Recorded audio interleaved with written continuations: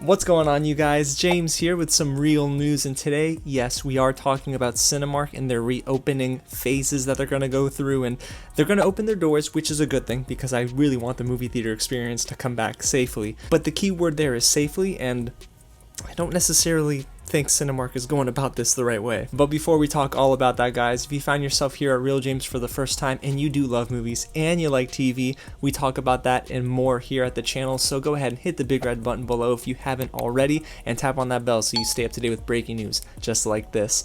And please go ahead and smash that like button because it does a ton to help the channel, and get loud in the comments below, guys. I want to know what you think. Do you want us to get back to the movies sooner than later, or are you okay with waiting until they can come up with something a little bit safer? Alrighty, guys, before we get into the Wraps report, now let's go through the timeline because I was looking back. How long did it take us to get to this point? So about early March, middle of March, we started seeing theater chains close their doors like Regal, AMC, and Cinemark, and unfortunately from that point onward we saw some theaters even close down permanently because they didn't have the funding, and of course not being in operation means you can't pay utilities and everything else. So it's been sad for some local theaters, but for these theater chains, they're probably trying to plan for a safe way to reopen. However, when I see a report like this from the Wraps Trey Williams, it makes me a little cautious about getting back to theaters. Now, being a member of the press, I'm so blessed to go to screenings, and I love it. Sometimes they're small screenings, but sometimes they are huge showings. I mean, you got maybe 100 or so people in there, so yeah, that doesn't sound like a big number, but trust me, when that auditorium's packed, you are shoulder to shoulder with your neighbor. So let's go ahead and break down the facts here. Cinemark is planning to reopen June 19th, and this was announced in an earnings call with some investors. It's going to be a 4-phase reopening, which means, well, 4 phases, and they're hoping by the end of that, it says here, they want to reopen all theaters by July 10th. A very interesting date, because what's in July, guys? Say it with me. Tenet. So Christopher Nolan's Tenet is supposed to be released a week after what Cinemark is saying their entire reopening, I guess their final phase would be. And it's interesting because they said domestic, so I'm guessing if they have anything international, of course, they're not going to open that up right away. But a week before Tenet is when they want to open up every single theater stateside, so you think, okay, what is their plan to actually implement a lot of these safety measures? We've been seeing, some gyms put into effect, and it doesn't sound that good. So let's go ahead and get into the article word for word here. I'm quoting the Wraps Trey Williams once again. Cinemark Holdings on Wednesday laid out its health and safety plan for reopening its theaters during a call with Wall Street analyst, and said, among other things, that it will require all of its employees to wear masks, but not guests. Okay, guys, can we pause right there? You want all of your employees to wear masks, but you don't want any of your guests to be required to wear masks. Let's be completely honest here, you guys. A mask is used to, of course, stop and help limit the spread of COVID-19 and other illnesses at this time, of course. And you're telling me you don't want your guests to wear masks. Listen, I do love my local Cinemark, and I think those theaters are so fun to go to and see movies on big screens. Cinemark XD is great, but this is a move I don't agree with. You should definitely require your guests to wear masks. I don't think it's a crazy or outlandish decision to make there, and also it would be easier to wear masks inside. Why? Because of a beautiful thing that God created: air conditioned. When you don't have AC outside, of course, because you're outside and you're wearing a mask, I can understand it gets kind of hard to breathe.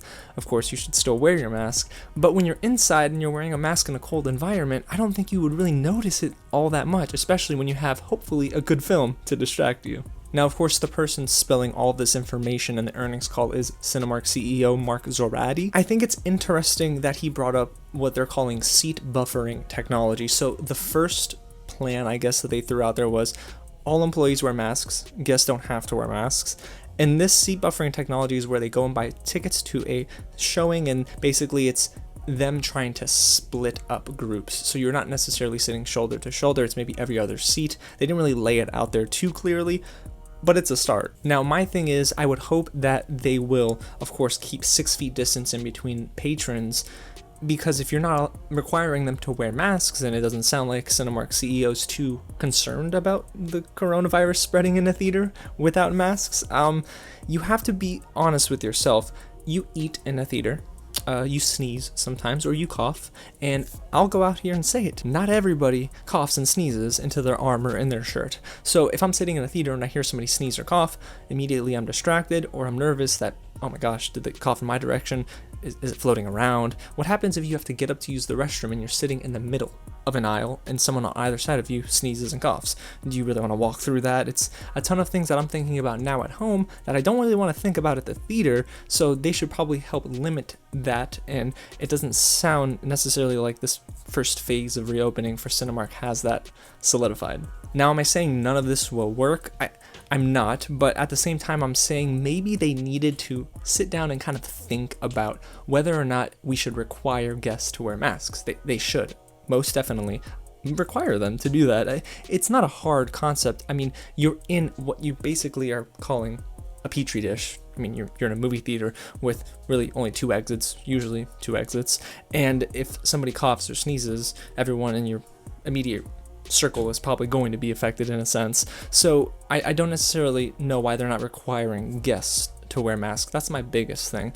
So this is something I'm guessing we're going to start to hear about as we get closer and closer to July, because Tenet is supposed to be the one movie that brings people back to the movie theater, and I hope it does, but at the same time I hope they do it safely. So if this doesn't work for this month, because June, like, what is it, June 19th is right around the corner. If Cinemark doesn't find success with this small or soft reopening, then I'm going to imagine other theaters are going to get kind of scared, and then Tenet is most definitely wanting to come to theaters. Did you see the last trailer? I mean, it said coming to theaters at the end. It didn't say releasing on, right? So if there's no safe way to come back to movie theaters, Tenet's gonna be pushed back, and then the next big movie after Tenet is what? Wonder Woman 1984. So we're starting to get closer and closer to those big summer blockbusters, and I really hope there's a safe way we can get back to theaters, guys, because your boy is wearing a mask, and if other people aren't, might not be so inclined to go. Alrighty guys, well there you have it. That's my opinion on Cinemark's soft reopening for this month. Again, don't let me do all the talking, and let me know in the comments below what you think about all of this. If you enjoyed what you heard and what you saw, again, smash that like button and subscribe to the channel below. I've been having a ton of fun with The Last Airbender. I'm in book 3, not too far into book 3, so I'm excited to drop some more reaction videos and my review at the end of the season. Alrighty guys, again, thank you so much for watching, and I'll catch you at the next screening.